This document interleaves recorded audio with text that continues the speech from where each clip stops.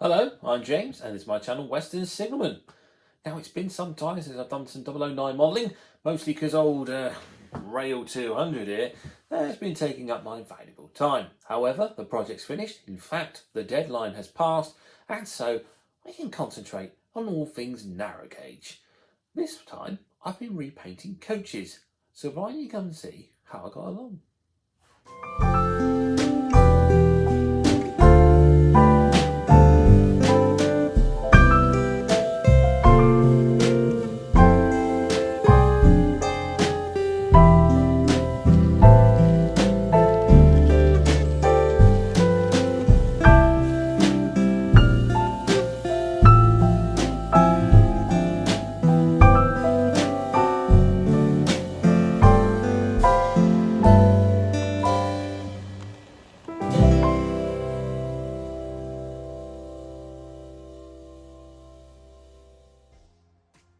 So I talked about repainting rolling stock, and I have. If you saw the last video, then obviously you saw me work on this lovely, lovely van. And since then, I've repainted 3 more coaches to match said van. And we'll go back in time now with that little, you know that little effect. Yeah, I'll show you how I painted these. And then I think I'll build this. And then I think I'll paint these. We'll see. That might be a quite boring video, just watch me do all that. But you probably wanted me to see what kind of logo. We'll see how we get there. Okay, with my Brown Marshall coach number 5 complete, as I showed you, and as you saw, these coaches don't quite match the livery. They're all a bit of a mismatch. We've got a Scarlowy Railway one here, and then just a generic red Glyn Valley Tramway coach, and then Glyn Valley Tramway break in green. So these two are Pico. Looking at them, I think they just pull apart, and then this one's got screws in the bottom. It's a bit annoying, this one, because obviously I had to pay the extra bit of money for the license fee of what this coach was, but you know, it was always intended to be repainted. So yeah, let's pull these apart and see if we can coat them up. But starting with this coach, I think I need to take the windows out to remove the seating, to remove the couplings. Sort of got these tabs down here, and I think they hold the seating in, so I'm just try and push them through like that. And then these haven't got the best grip in the world. Not for this job. I'll probably need something a bit more grippy. See what I can find. Right, there we go. Seems to work best if you work opposite. So take one out, and then take that one out, take that one out, and then hopefully. There we are. That was nice and easy. And yeah, the inside lifts out, and we just have the interior of the coach. So we've got 2 tabs at each end here, and then is that a hook in the middle? I think that just lines it up. So I think I just need to undo these, and that should pull the chassis off the bottom. Hopefully, he says, before he breaks it.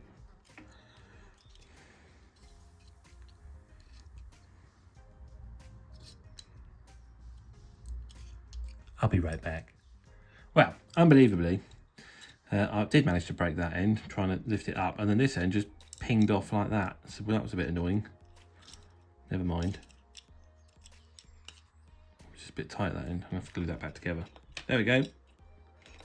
That's one apart. That's 2 more to go. Right, that's all 3 stripped down, and I did manage to damage this one as well and knock one of the clips, bent it back too far, but with super glue, hopefully that'll glue it back together. But to be honest, once I painted it, I could just glue them, because I don't think I ever intended to pull them apart again, so it shouldn't be a problem. The guards compartment, the duckets come out the side, so they'll need spraying as well. This one was the easiest one to take apart, because it was just 2 screws at the bottom, then remove the bottom chassis, and then the acetate windows. One came out really easy, the other one was a bit too heavily glued in, but I've managed to remove it. But I did damage it, but it can be easily replaced, because it's just that, and one of them. So not the end of the world. They're all ready then, I suppose, for priming. I've also removed the guard tampo printing off that one. But I think this coach is going to need some interior detail at some point. It looks a bit bare. I'm not entirely happy with it, so I might do something with it, but then I've got these in the way. Well, I'll think about that. This one I think needs buffers because all the other coaches that are going to form this train have buffers and this one doesn't, so I'm going to try and see if I can add some buffers to that. But otherwise it's a case of just priming these, and then we'll get a coat of the lovely crimson number 20 on it. Right then, here we are. That's the coach is primed, and then I'm going to do the same as I did with the coach number 5 kit. It's an orange undercoat using the RC420 warning line orange warning line, whatever it's called. And then we'll have a coat of the signal red on the ends, 2 coats of the Revel red brown, and then we'll follow that with a coat of crimson over the top of the red brown. Should also mention I've added buffers to this. There we are. They're on. They were just made from spares from the spurs of a Parkside kit. So I just cut the buffer beams off and then cut the stock heads off the buffer beams, filed them down to fit, and then just added the buffers, and they work out quite nicely. There you are, with the beaker one that's moulded on, so I don't think that's too bad. Right, red ends are painted. This feels a lot quicker and simpler than the kit I was doing. It's probably because I know what I'm doing now. I have a plan for colours. So next then is the reddish brown. I'll do 2 coats of that, and then I'll follow it up with the crimson. Right, there we are. That's the coaches with a second coat on. For some reason it didn't cover as well. In fact, even with the second coat, it's still a bit ropey, but a bit of weathering will tidy that up, I'm sure. Next job then, I'm going to paint the interiors of the coaches. I think I do need to do something about this interior of this coach. It's very I don't know, you've got those posts in the middle. They're not great. I'll think of something, I'm sure. But for the time being, the wooden deck tan is out from Tamyia. And let's coat these up. Okie dokie, right, here we are then. Coaches. Where were we last time? Yeah, I think we've covered the ends. I've painted the roofs black now.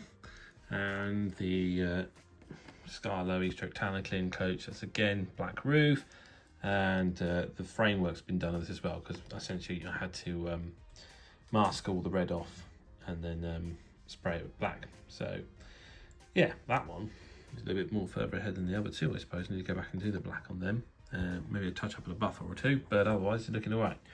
Interiors then, so I said I wanted to put an interior in that coach, and I have made an interior to go in it. This is just made from, well, this piece of cardboard here I cut out as a mask at first to go in here, because I was going to paint all that lovely tan in there, and as you can see the mask didn't quite cover, but as Max says, the bottom, and I just stuck it in there to stop the black spray paint coming all the way through.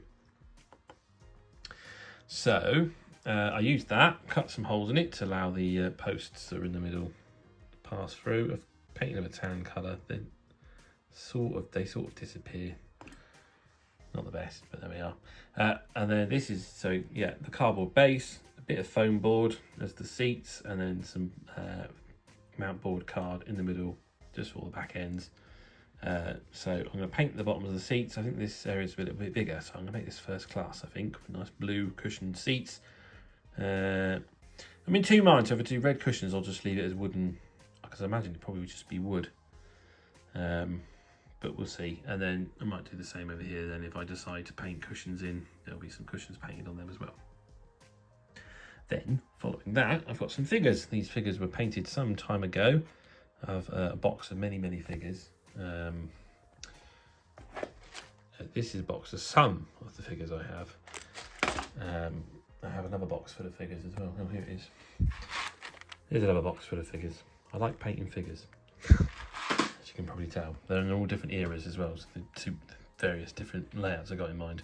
So yep, I've got these all lined up, ready to go in the coaches. Maybe not use all of them, because you know these railways will probably not that heavily used, but then again it's gonna be summer, so maybe there'll be a few tourists on the train, but we'll see. So here we are then, passengers in place, seats inside coaches. This one, just about make them out there. I forgot about the glazing, so all that lovely partition I cut was too wide, and then I tried trimming it, and then it wouldn't fit, and then things like that. And in the end I went, no, screw it. It don't really matter. Once you can see some people inside. It looks better. So there we are, some people inside. Amazingly, I have managed to lose one of the screws. Even though I put everything in this box. But it's not in there. So, well, it won't be my modelling without losing some sort of screw, would it? So it still holds in place. So not the end of the world, I'm sure I can find a spare. Right then, next jobs. Paint the black on these, put the glazing back in. And then I think I just need to number them and weather them. I think that's the job done then. So, I tried to put this coach back together and I realised that the wheels they don't turn very well. And I learned one other thing. If you need to get that chassis off again, just put a screwdriver just above the coupling there. You can pry it off. So there you go. Little lesson. Right then, chassis. I changed the wheels on these chassis for metal wheels. I think they're Graham Farish ones off the top of my head, but I've had them for a while and I can't really remember. And I noticed that the wheels tend to not roll very well. I mean, that's okay, but it's not brilliant. And that's because the flanges just catch on the plastic here. So on this one, I've had a go at chopping away, as you can see, and that one rolls a lot better. And I've only done that side, so I've not done that side yet. So I'm going to chop away at that, put it back in, and hopefully that should cure the rolling issue. Okay, coaches are pretty much complete then, apart from a weathering. So as you can see, I have added coach numbers. As that one was number 10, I've made this one number 9. My thinking behind that is, if I want to complete sets, then I can have 5 coaches of the Talaclin type and 5 coaches of the Glen Valley tramway type. So these are 1 and 2. They can obviously go up to 5, and then we'd have from 6 to 10 in that rake. So that's why I've done that. But to could be words here. But for now, they can run together in a rake of 4. Yeah, so weathering, I just need to copy the weathering I've done for this. So a little bit of roof dirt and weathered black on top of that.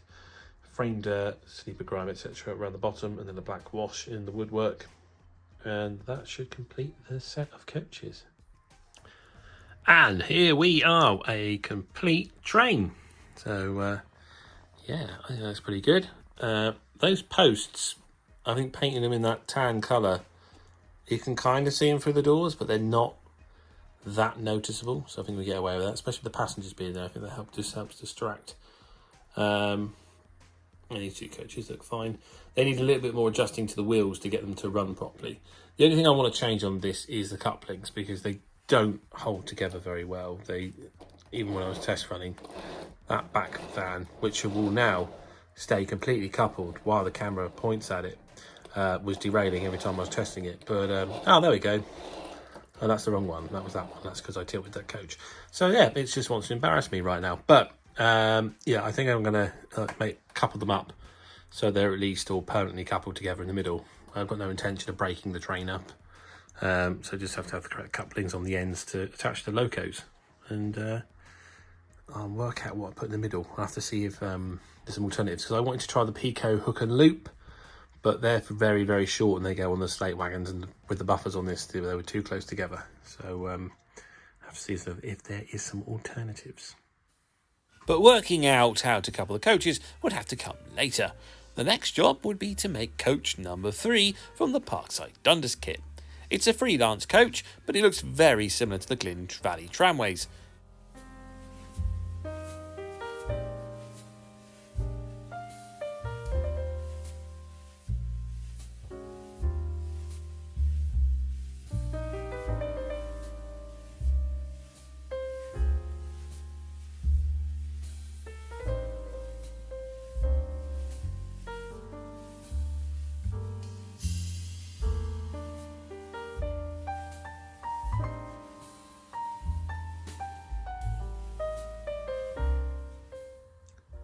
Right, this is the coach. It's a simple little kit, I'd say. You can see it's a bit smaller than the Glen Valley tramway coaches. And it needs a few more little details on it, I think. I think you need some steps just to match these 2. Probably whatever that is. I assume it's for the gas lantern, probably like to let the burnt off gases escape. I'm sure someone will tell me what that bit is called. Is it? I'm going to say vent. I'm going to say a vent, gas lantern vent, and I think some buffers as well. So I'm going to look through my scraps box and see what I can do to modify this coach to make it look a little bit more like the others. There we are then, look at that. Doesn't it make a difference when you just add your own little bits of detailing? So yeah, I've done the vent for the gas lamp at the top. Don't look too closely at those holes that I've randomly drilled in to represent it looking like the others. They're not quite as accurate, but you know, from a distance, looks fine. As you see, I've added a step. I opted to have a full length step like the brake car rather than the passenger carriage here, just because I felt, one, it looks better, I like it longer, and also probably gives it a little bit more strength than having two steps sort of glued on and just with poly cement as the only thing holding it together. I mean, it's still poly cement just holding it together, but I feel it's stronger. We'll find out in due course if it gets knocked off or not. There we are, I've added the buffers. That was just some spare buffer heads from various kits that have lying around, usually some sort of Parkside kit. Well, this is a Parkside kit, I suppose, but from OO Cage wagons. And then I've just used some round plastic strap to make the shanks for the buffers. So there we go. It's a bit smaller than the other carriage, but I think it looks a little bit more like the rest of the train, because obviously what I want to do eventually is have a rake of ex-Tanacling coaches or similar Tanacling coaches, which will be numbers 5 to 10, and then a rake of Glyn Valley tramway or Glyn Valley style coaches to make coaches 1 to 5, and then we'll move on to some bogie rolling stock as well. And this is the coach, awaiting a weathering and some couplings, but otherwise, oh, and a number. That yeah, come out all right, I think. So next ones are the 2 bogie coaches. Going to paint them up. Haven't decided on the livery yet. I've got 3 in mind because I want to do some teak coaches, and then again, I quite like the double reds, so that would be probably quite nice in that. Or I keep seeing a lot of narrow gauge modelers do like a white or a cream and blue, which looks really nice, and I thought that might go quite well with my blue logos. So I'll better make my mind up quickly, as I'm going to pull these apart and prime them. Okay, so I've stripped down the coaches from their parts, and then I've primed the bodywork. This one was the Lynton and Barnstaple, which had the printing on it of first, third, guard, luggage, etc. No matter what I tried to use, I could not get that printing off. Tried T-Cut, tried IPA. In the end, the T-Cut lifted the paint that the print was on, so we just took the whole panel out instead, which you can't tell now. So that was the best way around that. But yeah, I don't know what Pico use for their tampo printing, but that is some tough printing. Anyway, right, that's primed. I've had a coat of grey and then white over the top. And I'm probably going to try this cream and blue livery, just because, as I say, I've seen a few photos of people do a cream and blue livery on these style coaches. It looks really nice, and I think it'd go quite well with my blue logos. So I think that's the choice. I've had one of my characteristic changes of heart. I'm not going to do the blue and cream, because the lining will probably just drive me mad. I probably will try it in the future. I do like that livery. However, I was always intending of doing teak, so I think I shall. I have this teak Phoenix Position paints from a project I did a long time ago, and I roughly remember how to do it. It's the base coat and then try brushing one of these on top.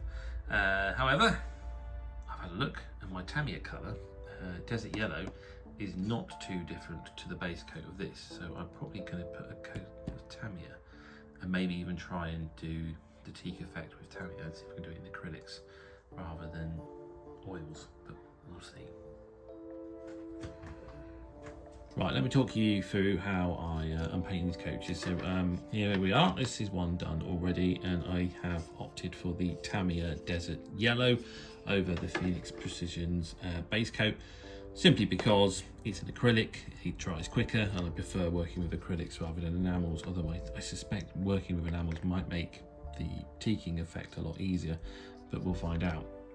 Well, you won't actually find out, because what I'll do is I'll just start again and pretend this footage doesn't exist. But we'll see if we live the lie or not. But there we go. Right, so I'll just start off with painting around the windows. And I use a brush for this. Now the reason I'm using a brush rather than an airbrush, because I mean going over this with an airbrush would be nice and easy. I could get it done in seconds. It'd probably take longer to clean the airbrush than it would to paint the coach. However, because we want a grain effect, the brush is going to help us create that effect, and it's kind of similar if you were varnishing or staining wood in your own DIY painting and decorating. It's the same method, it's just scaled down.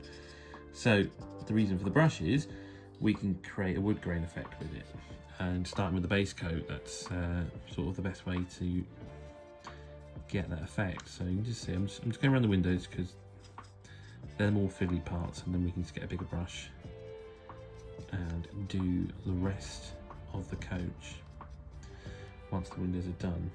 So I'm just brushing the top up here, make sure the panels around here. Now if there's a little bit of grey or something coming through, it's not the end of the world. If it's not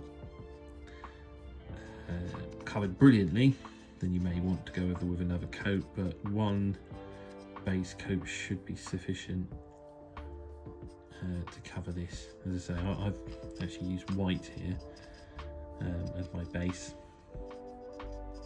because the undercoat can make all the difference, which is something I realised on the little red coaches I've been painting, because when I've done that kit one and I put the crimson on first, originally I just put a coat of crimson on and it didn't match the other coaches at all. And that's because I'd forgotten that I used the Revell's reddish brown as an undercoat, which helps make the crimson look a lot darker and stronger when you paint it on. So sometimes it's best to just consider undercoats. And yeah, an undercoat doesn't always have to be a matching colour, it just has to be sort of a helpful colour, so to speak, to sort of help the next layer. A bit like Sam at Enfield Park, his little trick of using pink before putting yellow on, because it makes the yellow more bold and stronger and less coats is required. So, you know, there are little tricks. So there we go, right, that's the windows. No, it's not. I can see a miss there. There we are. I believe that's the windows, a little bit more there. Testing it over. Yeah, that's it. That's the windows. They're painted. So now I'll just move on to my larger brush. Actually, I tell a lie, I haven't done this window. What a big fibber I am. Here we are, just go around here. And in there. Yeah, a little bit in there. There we are. Right, just lay that off. In fact, just lay that across the top, because we're about to put the big heavier coat on anyway.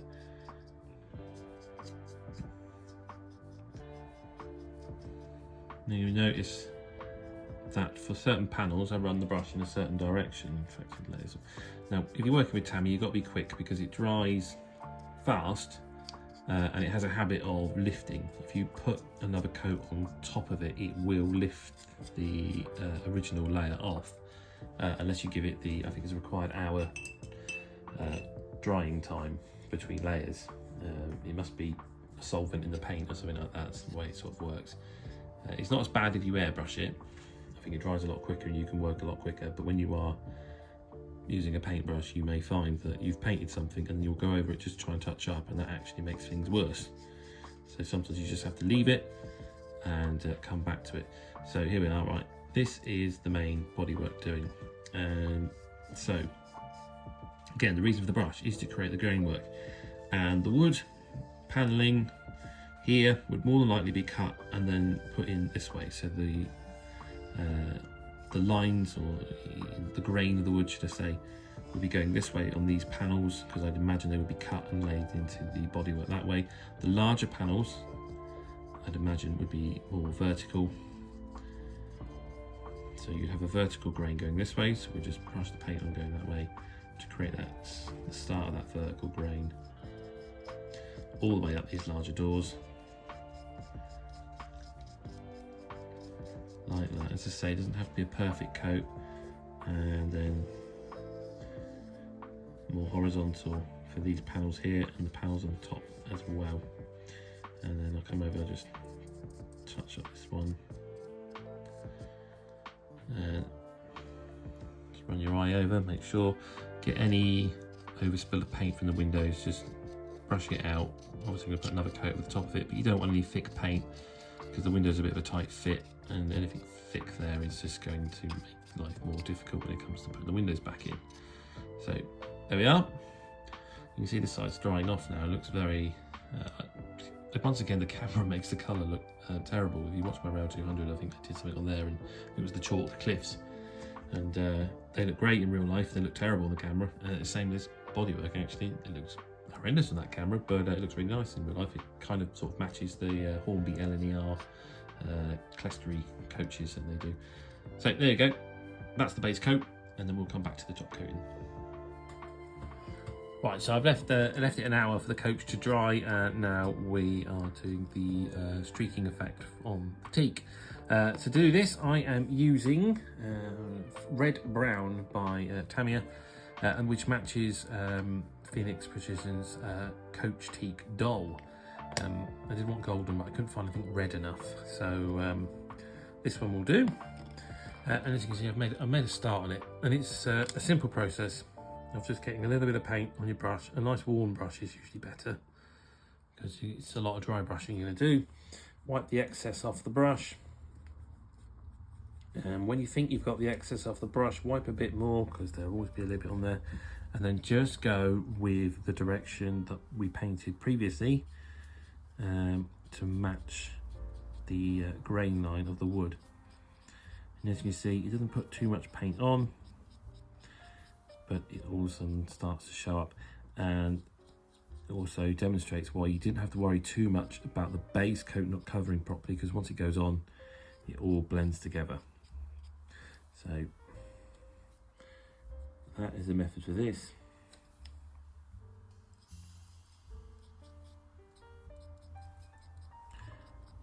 Let's see, it'll make all the difference. So I'm going to carry on doing that with these coaches because you don't need to watch me doing that. And when I come back, they should be painted. Right, so here we are, coaches teaked up. This one, I've decided to paint in the beading. I've gone through various shades of brown, and the truth is, I'm not sure if I like the beading being painted over just the plain teak.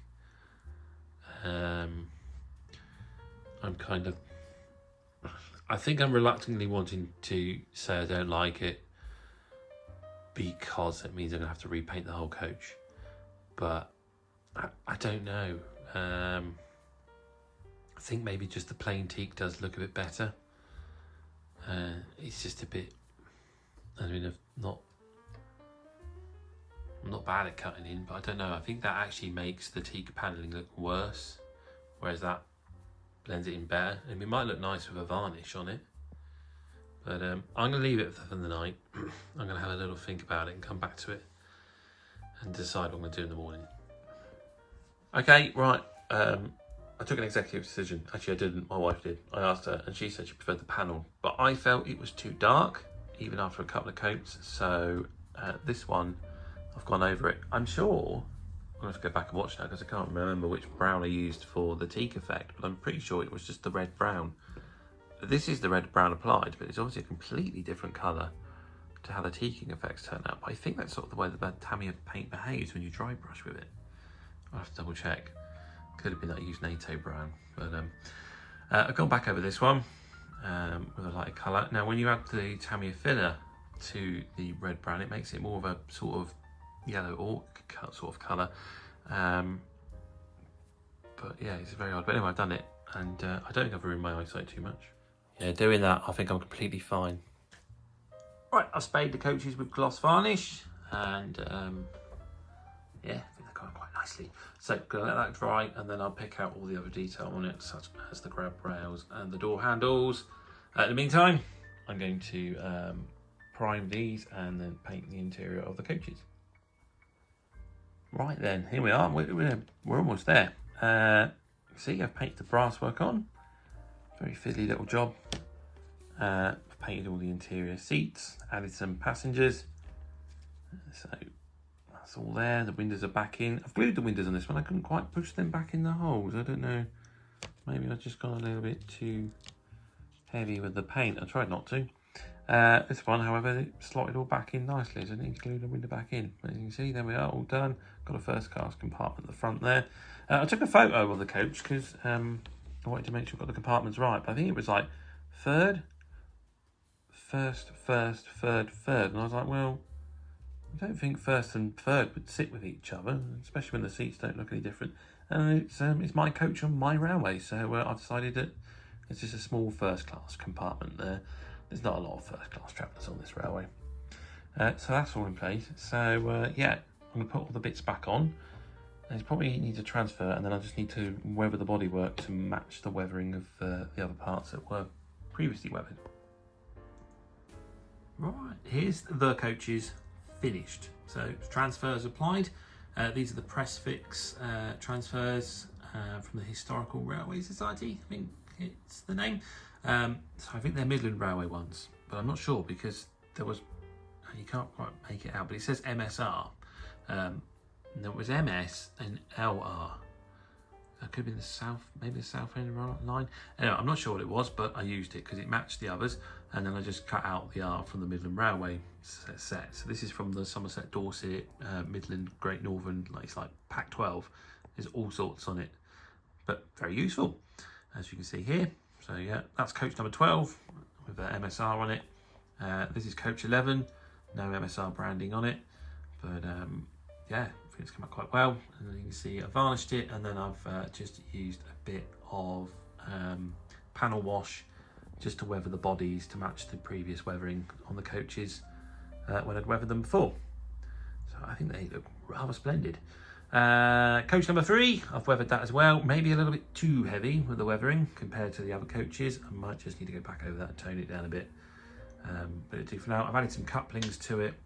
I don't know if they'll stay. I really don't like these couplings. I think I need to see if someone does an alternative because they're all different heights. They tend to uncouple, as you can see here, just by this little demonstration. So yeah, I might look at replacing them. But for now, it'll do. So yeah, that's the stopper train, I suppose, and that's more of the express train. Coaches done. I think that'll do for all for this episode. Well, hopefully you found that interesting. I appreciate it was all just repainting coaches and building a bit of a kit. But yeah, the teak effect. Hopefully that was of use to some people or not. I'll find out when the numbers of the video turn up. Now, obviously it has been a while since I've done a 009 video, and going all the way back, I think April was the last time I'd done one. It's shocking, really. I asked you to name this horse, and there's some great suggestions in there. I can't remember any of them because it was all the way back in April, bar the one name I decided to go with. And that was a name suggested by my friend Steve, the British railroader, merely for the inside joke that we have that he really does love Sex and the City. And so therefore the horse will be called Bradshaw, after Carrie Bradshaw, the main character. Also, you know, they're both a bit horsey, aren't they? There we go, that's a bit slanderous, I'm sure. Anyway, hopefully you have enjoyed this video. If you have, please click the like button. If you really liked it, click the subscribe button. And if you really, really liked it, click the hype button. And hopefully I'll see you again next time. Thanks for watching.